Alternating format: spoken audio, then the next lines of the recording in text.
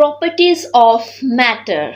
सो आज हम लोगों ने मैटर की प्रॉपर्टीज को डिस्कस करना है। सो मैटर एग्जिस्ट इन 3 स्टेट्स। हम लोग ये पढ़ते आए हैं कि मैटर जो है वो 3 स्टेट्स में एग्जिस्ट करता है। वो कौन कौन सी हैं? Solid, liquid and gases.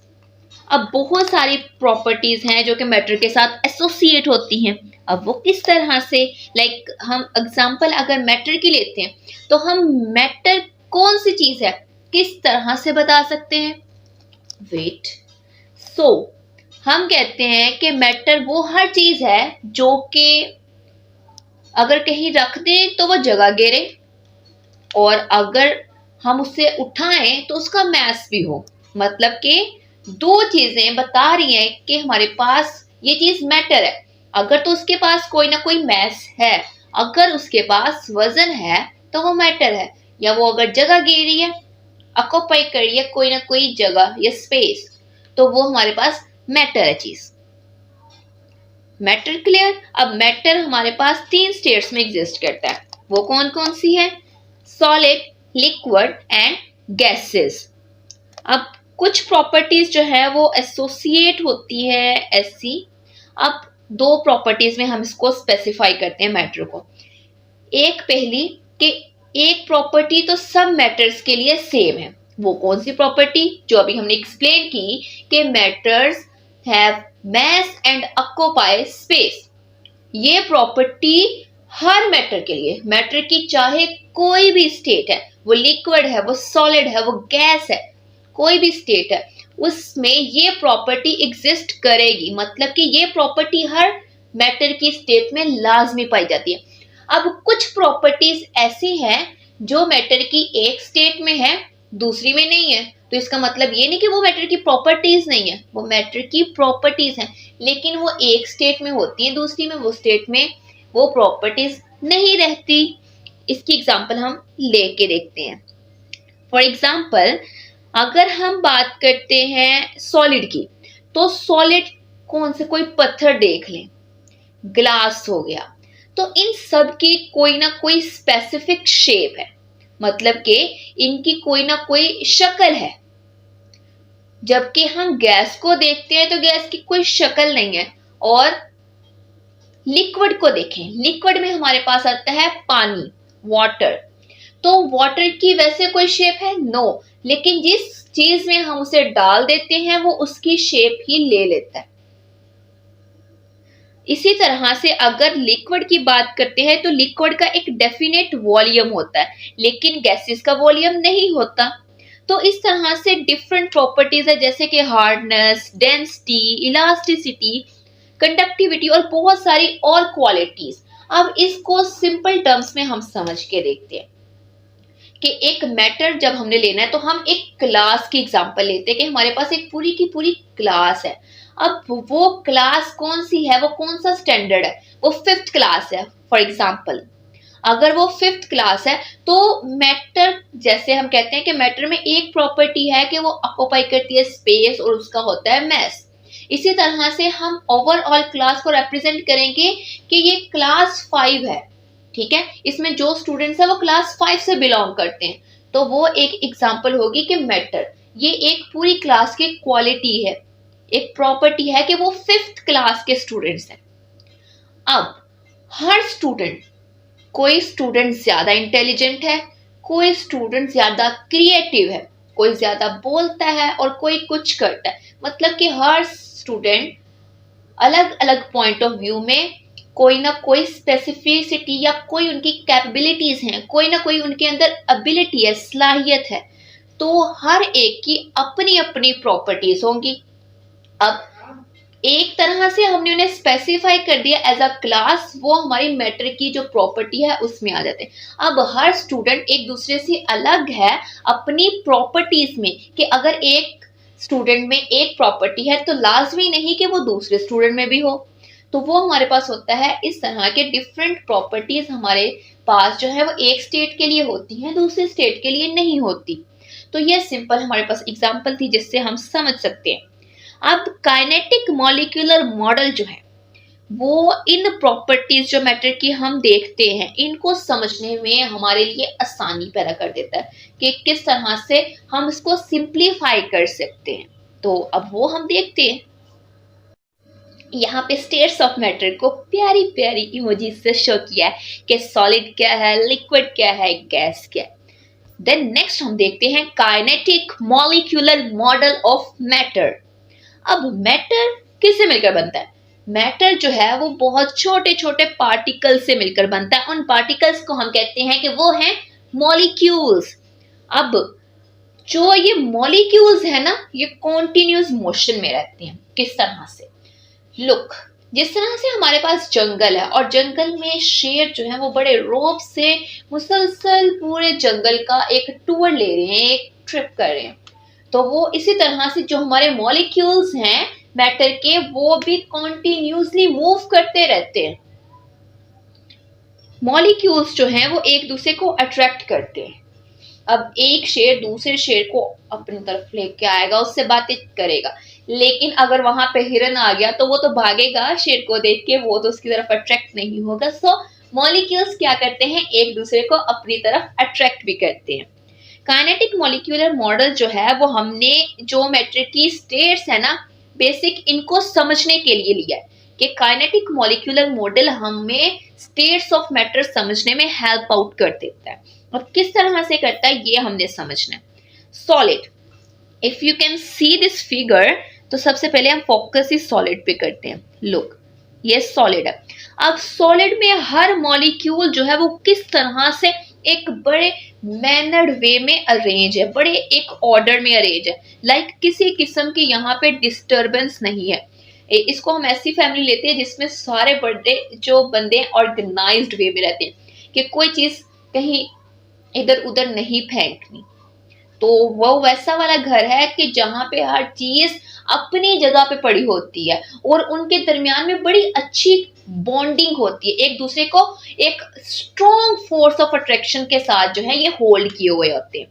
अगर हम लिक्विड में देखते हैं, अब लिक्विड में क्या सिचुएशन है कि लिक्विड में मैनर्ड बंदे हैं, लेकिन होता क्या है कि इसमें फोर्सेस स्ट्रॉन्ग है, लेकिन जो एक वेल ऑर्गेनाइज्ड फैमिली है ना, उसकी निस्बत थोड़ा कम है। उसको फॉलो करें लेकिन पूरी की पूरी कॉपी नहीं कर पा रहे।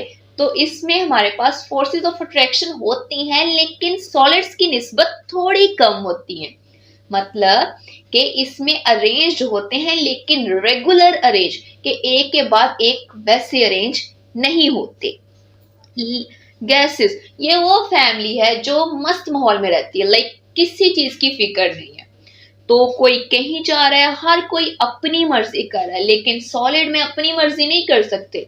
अब वो किस तरह करते हैं ये हम नेक्स्ट देखते हैं, क्योंकि ये रैंडमली मूव कर रहे होते हैं ना गैसेस में। मॉलिक्यूल्स जो हैं वो कोई किधर जा रहा है, कोई किधर जा रहा है। इसकी एग्जांपल हम लेते हैं तितली। अगर आप तितली को देखें तो वो किस तरह से बटरफ्लाई कभी कहीं मूव कर रही होती है, और उसकी मोशन जो है वो बड़ी क्याटिक, मतलब कि बड़ी कंफ्यूज करने वाली होती है, रैंडम सी, बहुत डिसऑर्डरनेस होती है उसकी मोशन में। तो गैसेस के मॉलिक्यूल्स भी बड़े रैंडमली मूव करते हैं। सो नेक्स्ट हम एक एक को एक्सप्लेन करते हैं कि सॉलिड क्या। अब सॉलिड की एग्जांपल हमारे पास कोई पत्थर हो गया, स्टोन, मेटल, स्पून, पेंसिल, ये सारी की सारी जो है इनकी एक स्पेसिफिक फिक्स शेप है कि स्टोन है तो वो ऐसी ही शेप का होगा, पेंसिल है तो उसको इसी शेप का बनाना है, स्पून है तो उसकी एक स्पेसिफिक शेप है, राइट। और इनका एक स्पेसिफिक वॉल्यूम है, और इनके मॉलिक्यूल्स एक दूसरे के साथ बहुत टाइटली बाउंड होते हैं। ये एक दूसरे के साथ इधर उधर घूम फिर नहीं सकते, जहां जाना है साथ जाना है, नहीं तो नहीं जाना, ये वाली सिचुएशन इसमें होती है। और इनकी फोर्सेस ऑफ अट्रैक्शन जो है वो भी बहुत स्ट्रॉन्ग होती है, मतलब कि ये एक दूसरे को समझते हैं, एक दूसरे की बिहेवियर को समझते हैं। और जब इन्हें मूव करना होता है ना, लाइक अगर हम सॉलिड को, वैसे हमने बात की कि मॉलिक्यूल्स जो है ना मैटर के, वो कॉन्टिन्यूसली मूव करते हैं। अब इसको हम किस तरह से समझ सकते हैं, इसकी एग्जांपल ये लेते हैं कि हमारे मॉलिक्यूल्स, अगर फर्ज करते हैं कि हमारे मॉलिक्यूल्स जो है ना उनको हम थोड़ी सी एनर्जी देते हैं। लेकिन सॉलिड के मॉलिक्यूल्स तो इतने एक दूसरे के साथ चिपके बैठे होते हैं कि अगर हम इन्हें एनर्जी भी देते हैं तो ये थोड़ा बहुत हिलते हैं। इसकी एग्जांपल ऐसे लेते हैं कि हमारे पास एक बस है जो कि ओवरलोड है, ओवरलोड, और वहां पे जब झटका लगता है या कोई स्पीड ब्रेकर आता है तो क्या होता है, वो जो पैसेंजर्स हैं, जो मुसाफिर हैं, वो अपनी जगह पे हल्का हल्का हिलेंगे, लेकिन वो आगे से पीछे और पीछे से आगे नहीं आएंगे। तो वो वहां पे अपनी जगह पे हल्का हल्का हिलेंगे। तो वो ही वाली एग्जांपल सेम इसमें होती है कि इनके पास जब एनर्जी आएगी तो ये मूव करेंगे बट स्लाइटली अपनी जगह पे वाइब्रेट करेंगे, हल्का हल्का हिलेंगे। ये नहीं होगा कि एक राइट कॉर्नर से उठा मॉलिक्यूल और जाके लेफ्ट कॉर्नर पे बैठ गया, ऐसा कुछ नहीं होगा इसमें। आइस की एग्जांपल लेते हैं। आइस के जो मॉलिक्यूल्स है ना बेसिक, वो इस तरह से इन्हें एनर्जी देते हैं। लेकिन इसकी एग्जांपल हम इस तरह से लेते हैं कि अगर हम नोबिता को देखते हैं तो नोबिता क्या करता है, वो इतना लेजी है। इसके मॉलिक्यूल्स भी सेम नोबिता की सिचुएशन में होते हैं कि इतने लेजी होते हैं कि एनर्जी मिलने पर भी खुद को मूव नहीं करवाते, क्योंकि वो लेटे हुए होते हैं कि बस नहीं मूव करना, हमें कुछ भी कर दो हम मूव नहीं करेंगे। तो ये होता है। नेक्स्ट है लिक्विड। लिक्विड हमारे पास कैसा होता है, इसके जो मॉलिक्यूल्स होते हैं ना वो सॉलिड की निस्बत थोड़े थोड़े फासले पे होते हैं। लाइक इनके अंदर थोड़ी थोड़ी जो है ना वो डिस्टेंस ज्यादा होता है, मतलब कि ये थोड़ा बहुत जो है वो ज्यादा ना सांस ले सकते हैं। इनकी जो फोर्सेस होती है वो सॉलिड्स के मुकाबले में वीक होती है, लेकिन फिर भी होती अच्छी खासी है। अब अपनी वीक फोर्सेस की लाइक सॉलिड्स देखते हैं तो वो सिर्फ अपनी मीन पोजीशन की तरफ वाइब्रेट कर सकते हैं, इसमें भी ऐसा ही होता है। इसलिए सॉलिड्स जो है वो बहुत सख्त होते हैं, लेकिन इनकी अट्रैक्टिव फोर्सेस थोड़ी सी कम होती हैं, इसलिए ये थोड़ा बहुत एक दूसरे के ऊपर से लाइक थोड़ा सा, जैसे कि अगर एक सारी जो है ना दो रोज में लोग बैठे हुए हैं और हल्की सी स्पेस उनके दरमियान में है, तो पीछे से एक बंदा आएगा उठ के थोड़ा सा आगे चला जाएगा, घुसने की कोशिश करेगा, तो वो अलाउ कर देते हैं कि जी जाओ, क्योंकि जगह है। तो सेम यही केस लिक्विड्स में होता है कि इनके पास थोड़ी बहुत जो है ना दरमियान में फोर्सेस वीक होने की वजह से बॉन्डिंग बहुत ज्यादा स्ट्रांग नहीं होती, वीक फोर्सेस होने की वजह से ये अलाउ कर देते हैं कि वो आगे गुजर जाए। तो इसी वजह से कि यहाँ से जो मॉलिक्यूल्स हैं वो स्लाइड कर जाते हैं एक दूसरे के ऊपर, इसी वजह से इसकी लिक्विड की जो है वो ये प्रॉपर्टी होती है कि ये फ्लो कर सकते हैं। मतलब कि पानी हमारा क्या, अगर हल्का सा हमने गिरा दिया तो वो बहेगा, फ्लो करता है ना, तो ये इसी वजह से होता है। अब हमारे पास इसका जो वॉल्यूम है वो किस तरह से होता है, वॉल्यूम जो है एक सर्टेन अमाउंट ऑफ लिक्विड वो सेम रहता है, क्योंकि वो फ्लो कर सकता है। इस वजह से अगर हम किसी भी कंटेनर में, अगर हम ग्लास में डालते हैं पानी तो वो ग्लास की शेप अख्तियार कर जाता है, अगर हम जग में डालते हैं तो वो जग की शेप ले लेता है, और अगर हम टब में डालते हैं तो वो ऑब्वियसली उस टब की शेप ले लेता है। तो इसकी शेप वैसी ही होती है जिस कंटेनर में हम इसको डाल देते हैं। अब गैसेस क्या है, गैसेस हमारे पास जैसे कि हवा, इनकी कोई फिक्स शेप नहीं होती। हमने कभी देखा कि हवा की कोई शेप है? नो, इवन दो हमें हवा फील ही होती है, हम देख नहीं सकते हवा को, इसका कोई फिक्स वॉल्यूम नहीं होता। इसको हम जिस कंटेनर में डालते हैं उसकी ही इसमें शेप आ जाती है। अब जो मॉलिक्यूल्स इसके होते हैं ना ये बड़े ही रिलैक्स वे में रहने वाले होते हैं, मतलब कि इतने आजाद माहौल में रहते हैं, इन्हें बाहर से थोड़ी सी एनर्जी मिलेगी ये खुश हो जाते हैं और घूमने फिरने चले जाते हैं। लाइक कोई इधर जा रहा है कोई दूसरी साइड पे जा रहा है, तो बड़े क्योटिक मैनर में ये मूव करते हैं और बड़े आजाद रहते हैं। जैसे ही इन्हें थोड़ी सी एनर्जी हमने दी, ये जी इतने खुश हो जाते हैं कि बहुत ज्यादा स्पीड में हाई वेलोसिटीज के साथ मूव करते हैं। अब गैसेस जो है वो बहुत हल्की होती हैं सॉलिड्स और लिक्विड की निस्बत। सॉलिड्स और लिक्विड, सॉलिड तो सबसे ज्यादा हैवी होता है, इसलिए हम इसको एक स्मॉल से वॉल्यूम में भी स्क्वीज कर सकते हैं। लाइक इसको छोटे से वॉल्यूम में भी हम लेके आ सकते हैं गैसेस को। अब गैसेस जो है वो कॉन्स्टेंटली इसके जो मॉलिक्यूल्स हैं वो मूव करते रहते हैं, क्योंकि इसके अंदर बहुत ही वीक, इंतहाई वीक फोर्सेस होती है जो इसको बाउंड करी, मतलब कि इसमें फोर्स ऑफ अट्रैक्शन बहुत ही कम होती है। तो इस वजह से इसके जो मॉलिक्यूल्स हैं वो मूव करते रहते हैं, मूव करते हैं। तो वो जो कंटेनर में हम इसको डाल देते हैं, अगर हम सिलेंडर में डालते हैं या किसी भी कंटेनर में हमने इसको डाल दिया है, ये उसके वॉल्स के साथ स्ट्राइक करते हैं। इस तरह से गैस जो है वो कंटेनर की वॉल्स पे एक प्रेशर जो है वो एग्जर्ट कर देती है। अब प्लाज्मा को कभी तो मैटर की स्टेट में लेके आते हैं, लेकिन स्टार्टिंग क्लासेस में मैटर को 3 स्टेट्स में ही डिवाइड किया जाता है, लेकिन plasma 4th state of matter है। अब प्लाज्मा क्या है?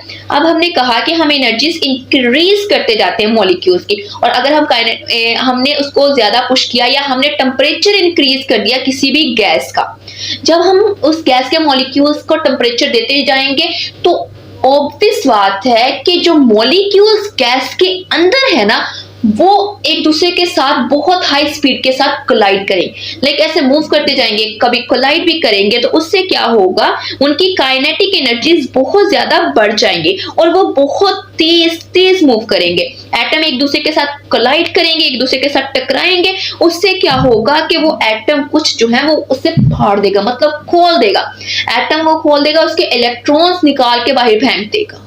मतलब कि ये वैसी वाली लड़ाई हो गई कि इतनी एनर्जी आ गई कि एक दूसरे के बस टेयर अपार्ट कर देता है एटम्स को। तो इससे क्या होता है कि जब इलेक्ट्रॉन को बाहर निकाल देते हैं, बाहर फेंक देता है, तो एटम में इलेक्ट्रॉन्स की कमी हो जाती है। इलेक्ट्रॉन्स कम हुए मतलब कि प्रोटॉन ज्यादा है, तो चार्ज कौन सा होगा? पॉजिटिव आयन बन जाएगा हमारे पास। अब वो वाली आयनिक स्टेट जो मैटर की है ना, इसको हम प्लाज्मा कहते हैं। प्लाज्मा के अगर हम एग्जांपल लेना तो जो हमारे पास आकाश शोला होता है, फ्लेम ऑफ फायर, वो हमारे पास बेसिक प्लाज्मा ही है। प्लाज्मा जो है ये अगर हम गैस डिस्चार्ज ट्यूब में बनाना चाह रहे हैं तो हम क्या करेंगे, एक इलेक्ट्रिक करंट को ट्यूब में से गुजारेंगे तो वो ट्यूब जो है वो ग्लो करना स्टार्ट कर देगी। प्लाज्मा बेसिक हमारे पास 4th स्टेट ऑफ मैटर है, जो कि जिसमें हमारे पास जो गैस है वो आयनिक स्टेट में, मतलब कि अपना इलेक्ट्रॉन लूज करके आयन की फॉर्म में आ जाती है। अब मोस्ट ऑफ द मैटर जो है हमारे पास, अगर हम यूनिवर्स को देखते हैं ना, तो यूनिवर्स सारा का सारा तकरीबन प्लाज्मा से मिलकर बना है। Sun, stars, planets, each and everything जो है ये हमारे पास आयनिक स्टेट में एग्जिस्ट करता है, मतलब कि इनमें क्या है? प्लाज्मा है। इसलिए हमारे पास ये अलाउ करते हैं इलेक्ट्रिक करंट को, प्लाज्मा जो है ये अलाउ करता है कि अपने अंदर से इलेक्ट्रिक करंट को गुजार दे। So ये था आज का हमारा lecture. Hope so you like it. If you are new on my channel, please subscribe my channel और घंटी के बटन को दबा दे ताकि आने वाली वीडियोस के नोटिफिकेशन आपको मिलते रहें।